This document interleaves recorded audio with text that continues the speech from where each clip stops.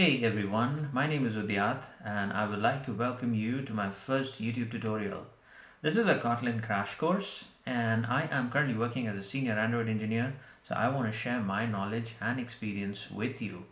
A little bit about me before we get started. I have been a Java engineer for close to 17 plus years. I've worked in a lot of backend technologies, I've worked in UI, and right now I just feel it's just important for me to share my knowledge and experience to help you grow as a software engineer. This is my first YouTube tutorial and I'm super excited to get this started. Please do like and subscribe to my channel and do share your comments and feedback.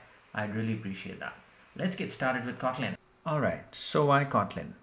Well, if you're entering Android app development, Kotlin should be your obvious first choice. It is a first-class citizen in the Android ecosystem after all.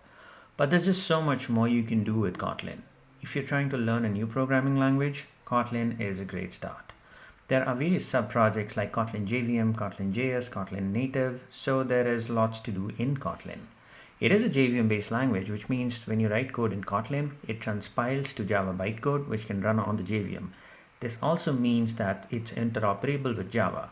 You can use legacy Java libraries, or you can build a Kotlin library to be used with your legacy apps, which is obviously a good thing.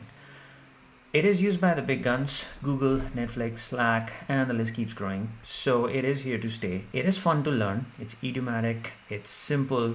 It's easy to debug Kotlin, especially because you have to write less lines of code to do the same thing that you would have to do with Java. So there is plenty of reasons why you would want to learn Kotlin. Enough of that talk. Let us get into the prerequisite section before we get our hands dirty with Kotlin.